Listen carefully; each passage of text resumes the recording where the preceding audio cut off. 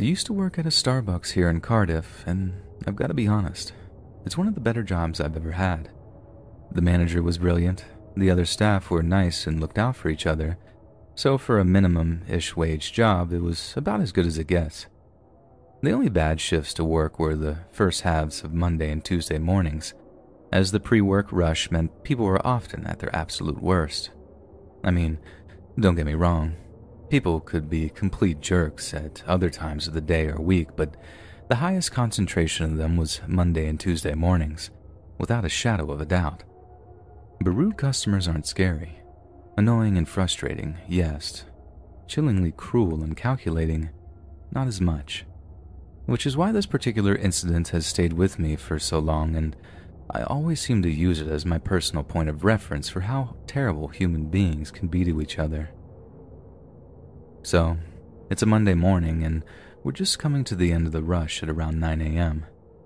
30 minutes more and the caffeine fiends will start to thin out, and we can get some coffee and make a smoke break of our own. I heard her before I saw her. Like, she was only just trying to get a handle on what had been pure harpy screeches just moments before. Some woman was on her phone, ranting away and not looking where she was going as she tries to find the back of the queue. In doing so, she cuts off this other bloke who politely informs her that she's queue jumping. I don't know if she actually didn't hear him or was just tactically ignoring him, but either way, this bloke has to tap her on the shoulder before saying, "Excuse me, believe I was ahead of you." The woman just shrugs this off at first, giving the guy a gesture like, "I'm too busy to listen to you." I remember the look of anger on the guy's face as she gently but firmly grabs the strap of her handbag and tugs her out of the queue before taking her place. I'm a bit torn about the whole thing. Like, yeah, it was righteous, but laying hands on someone, I feel like there could have been a better way to resolve the issue. But it wasn't like the guy had picked her up and thrown her, and due to the size difference, that was definitely a possibility. Anyway, she reacts like this had been the case, like him actually standing up to her was some horrific incident of assault, and starts demanding someone call the police, even though she herself was on the phone and simply refused to hang up. A couple of staff members and customers manage to calm the situation down, and we get the guy his coffee before one of my colleagues serves the angry woman. I didn't serve her, but when she got her order, she turns to be like, excuse me, this coffee isn't as hot as I asked for." No, I know better than to just argue with customers, and especially absolute whoppers like her. So I do as I'm asked and heat the coffee up a little bit more for her. I hand it back. She dips a finger in it and once again tells me, "This coffee isn't hot enough." Now, bearing in mind, she just watched me run some steam through it, but again, I do as I'm asked and give her back some literally steaming hot coffee that she proceeds to absolutely overload with sugar. No wonder she was in such a stinking mood. Her entire life was probably one big sugar crash, hence why she was such an unbearable person to be around. But little did I realize, that coffee wasn't for her, and on her way out of the store, she took the lid off of her scalding hot syrupy coffee and threw it in the guy's face as he sat reading his newspaper. God, the sound of that guy screaming was absolutely horrific. Like, I didn't actually see the woman throw her coffee in the guy's face, so I thought someone had broken a leg or something. That's the only time I've heard someone scream in pain like that. When my old skating buddy absolutely shattered his leg on this visit to a Bristol skate park one year. But what followed in the coffee shop was pure chaos. People were pouring bottles of water onto this guy's face, ambulance staff and police turning up. I think the woman legged it as soon as she threw the coffee because, to my knowledge, no one was arrested, but the guy who had the coffee thrown on him suffered life-changing injuries. From what another colleague told me, the gross amount of sugar in the coffee meant that some of it actually stuck to his face like a kind of molten hot glue. He'd been left with terrible scarring for the rest of his life, and all because he stood up to some absolute monster in the queue that morning. That's what I find really scary, that some people out there are so unhinged that a seemingly normal interaction with them could end up with you suffering injuries you'll carry with you for the rest of your life. Just one moment of misjudgment, one little enough is enough moment, and boom, you're going to look at a very different version of yourself in the mirror for the rest of your natural life. Finding a job in the city was hard, but I had managed to land one at a tech firm in San Jose, California, around 10 miles from where I lived. For the first few months, life was hard. I was stuck in a cubicle for most of my days, and what few hours I had left were intermingled with the occasional fling with the occasional woman. My social life was next to none, and life was unfulfilling. But you gotta roll with the punches. One day my boss came over, leaning into my cubicle. This wasn't anything new. Usually he'd say something along the lines of, "Good work," or "Keep it up." Things that I'd heard time and time again, with no emotion. This time, however, he was accompanied by a person I was unfamiliar with. But goddamn was she cute. I looked her up and down, and agreed with what I saw, a smirk appearing on my face. My boss saw this and returned a smile. The girl was a new intern, and was stuck with me. For the next 5 hours, we sat in awkward silence, occasionally broken by my stuttered instructions and her mumbling. By the end of the shift, anytime her arm brushed mine, I felt a rush of blood. I stood up to leave. Just before I left, she reached out and her hand clasped mine. "You up for a drink?" Later that night, somehow we both staggered back to her apartment, hammered after one too many shots. As soon as we got inside, I hurriedly undressed myself when she stopped me. "I thought that maybe we should watch a movie first." I almost hit myself in the head for being so stupid, rushing into things. I swallowed and agreed. It was only now that I took a good look around her place, a small one-bedroom apartment where oddly enough there was only a sofa bed and a TV. We got comfortable in her bed and turned on the TV, the familiar Netflix logo appearing.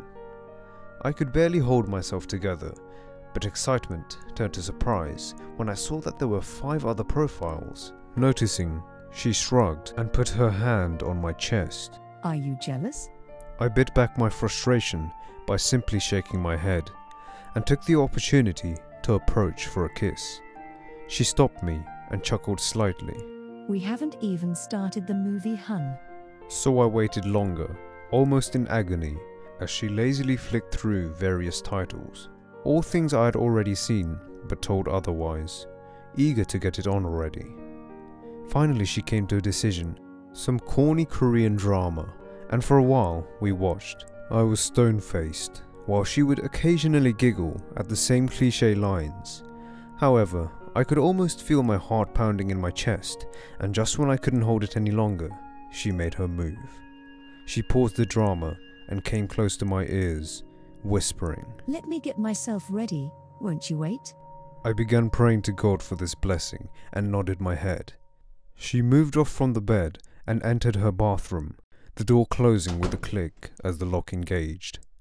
I could hear the shower start and various images came to my mind, flashing by in a sensual slideshow. But one thing was still pressing on my mind. Picking up the remote, I left the drama we were watching and went back to the Netflix profiles. As expected, they were all different names, in particular, guys' names. I flicked to a random profile and went to his watch list. There was only one item. It was the same rom-com we had been watching. I opened it up and furrowed my brows as I realized it had been paused at the exact same time as mine. Suddenly, the shower door clicked open and I hurriedly placed the remote back, hoping she wasn't in the mood to watch anymore. I praised God once more as she emerged from the steam wearing lingerie that only made my heart beat quicker. She pushed me back gently and I watched as she tugged my trousers down. Wrapping her arms around my neck, I failed to notice as her hands explored underneath her pillow and in one rapid motion withdrew a knife, plunging deep into my shoulder blades. As I screamed, she pulled the knife out, ready to stab again. But with adrenaline in my blood, I pushed her off with my good arm, stumbling over my pants as I rushed to the door. Pulling on the door handle, my heart sank as I realized it was locked. A sharp pain came about in my left leg.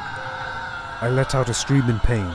I swung wildly, landing a blow to her face.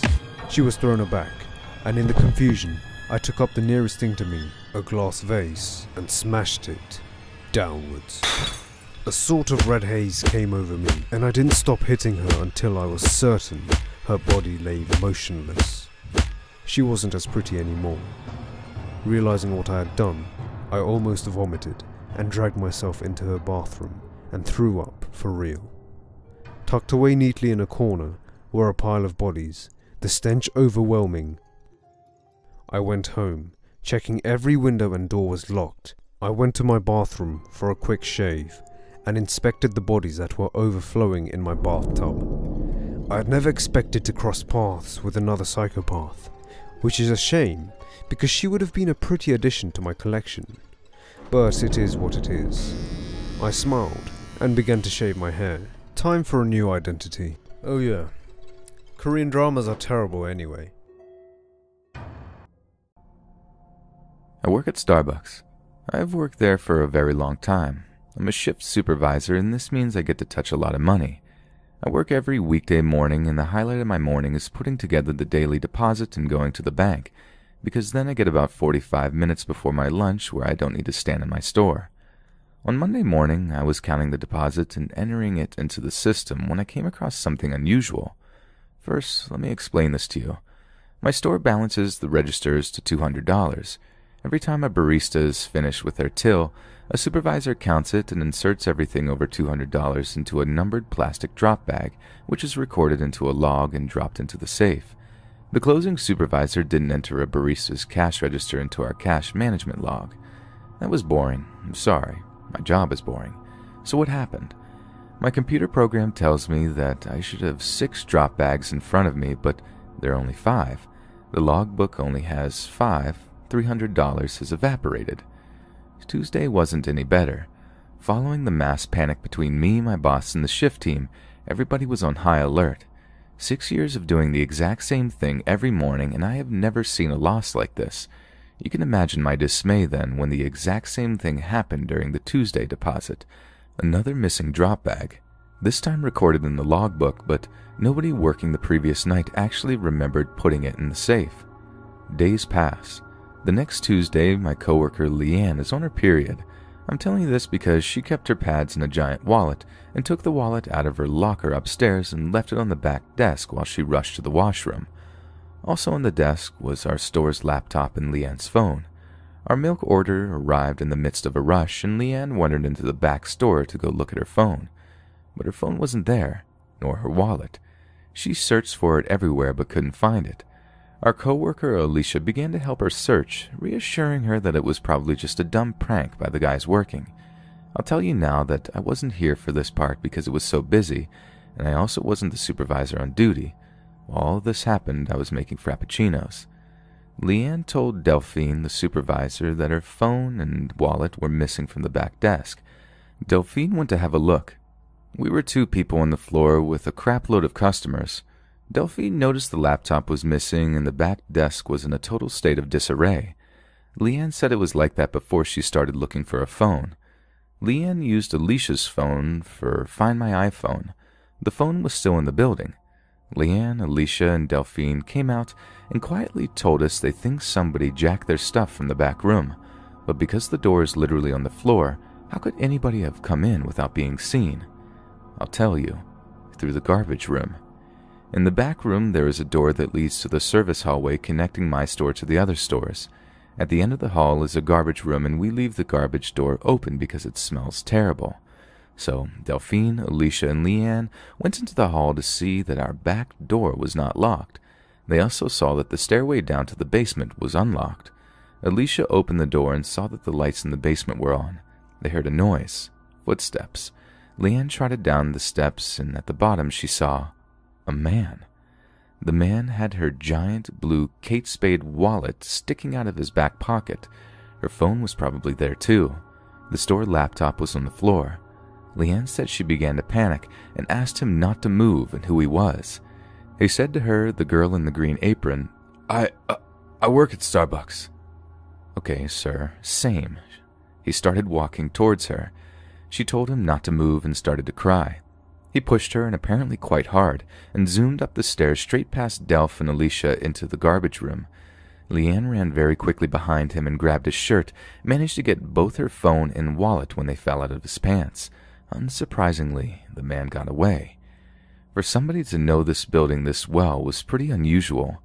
Our own manager didn't even know we had a basement.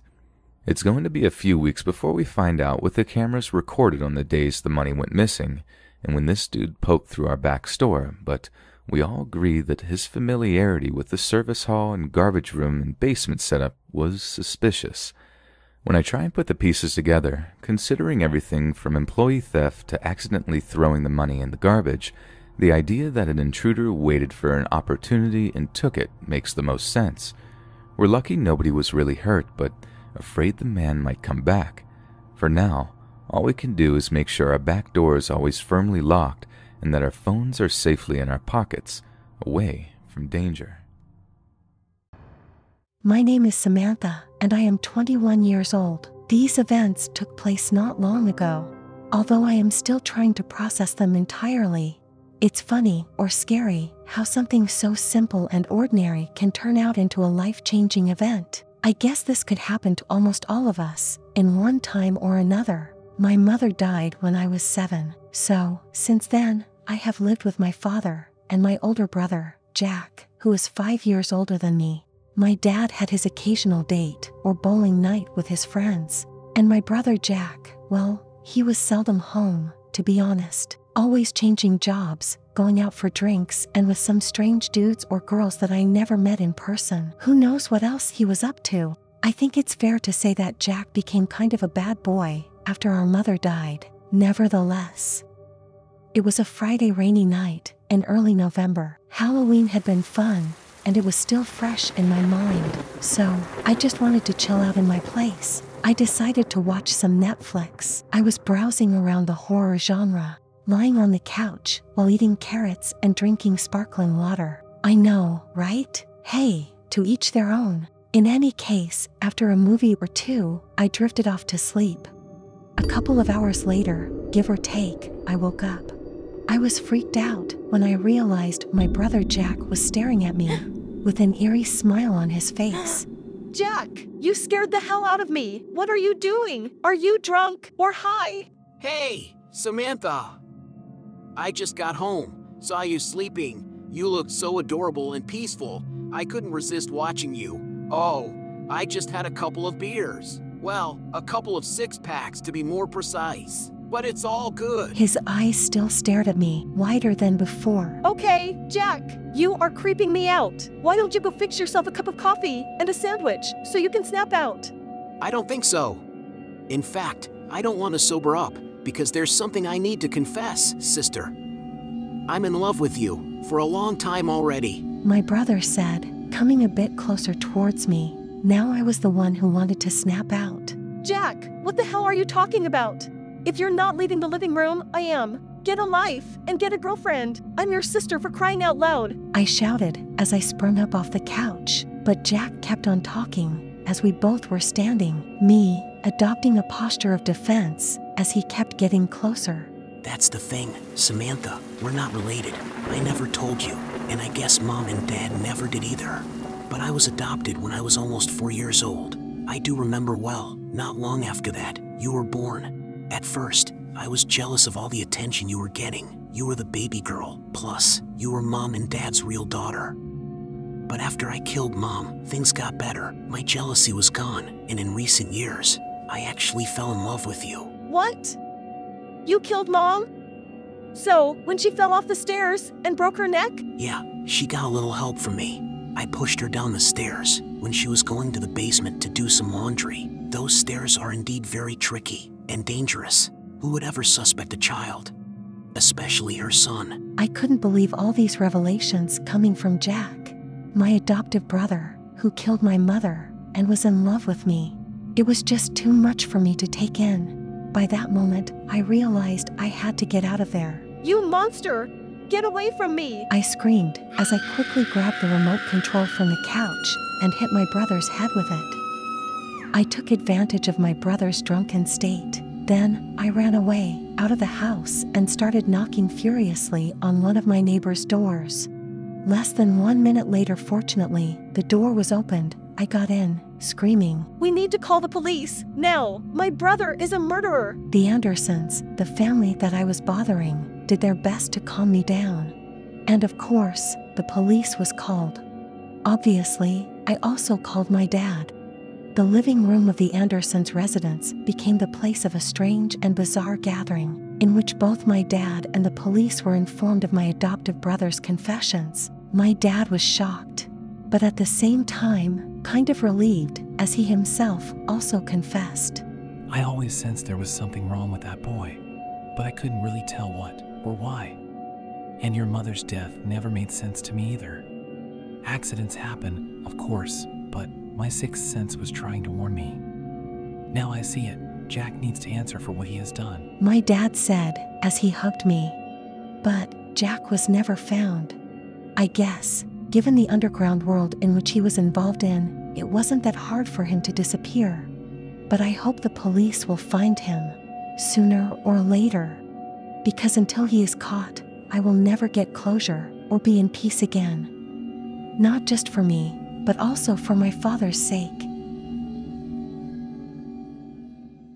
I've only been to Jamaica once, but never will I ever go there again.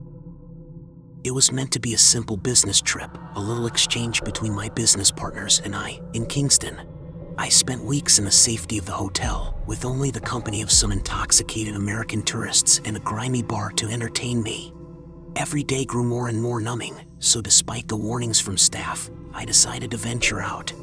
You know, it's a dangerous place, but I'm a dangerous guy. A bullet won't kill me, a few might.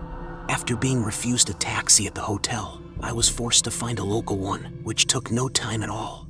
The hotel's carpool had been essentially taken over by dozens of taxis, some of which looked like they hadn't been repaired in decades. I chose a small little sedan, the driver frantically waving me over, eager to line his pockets with some foreign cash, most likely. I wasn't very familiar with Jamaica, this being my first time here after all. The driver asked me where I wanted to go, so I replied honestly, I want to have some fun.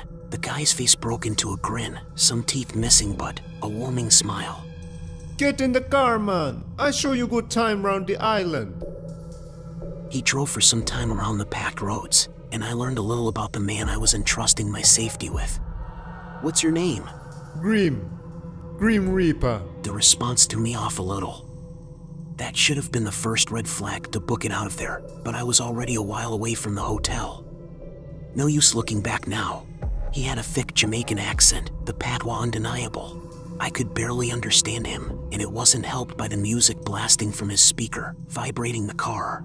You know any good places for partying around here? I leaned forward, making sure he could hear me. Ah, yes, man. You like girls? Now, I was wary on how to answer. I'm a well-traveled guy. I've been to 72 countries, and when taxi drivers ask you this question, and you answer with a yes, half the time they'll pull up to some dodgy strip club to get a commission. But I wasn't in the mood to look for girls. Yeah, I like girls, but I don't want to go to a strip club, all right? In response, the guy started babbling off incoherently, while his driving became erratic and dangerous. I had half a mind to get out right there and then, when he suddenly pulled out a wad of American $100 bills and asked a simple question. You like that? Yeah, I like that. I say, unsure on how else to answer. With that, he swerved to a side curb and got out. I followed, still in relative shock. But if I was going someplace, I might as well go with somebody I knew to some degree. Grim continued speaking rapidly, something about the best club in Jamaica, and I nodded along. The club in question was certainly a step up from the drab ones in the hotel. However, there was not a foreigner in sight. I stuck out like a sore thumb among the locals. Unfortunately, Grim had already ordered a drink and handed the bill to me without a second thought. I shrugged and paid the tab, worried that the price was double than advertised. For maybe 2 hours, I stood up against the wall, watching as the rest of the party-goers danced around. Eventually, I pulled Grim to the side and demanded he take me somewhere else. He shrugged, and we both made our way back. Grim was drunk out of his mind. His driving before was disturbing, now it was outright terrifying. However, what scared me more was that we were no longer in the city. Having had a few drinks myself, it took a while for it to clock. As buildings turned to trees, the tarmac road to a dirt track. I asked Grim if there was a club up ahead, and with a slur, he said, I didn't say I'm taking you to a club, boy.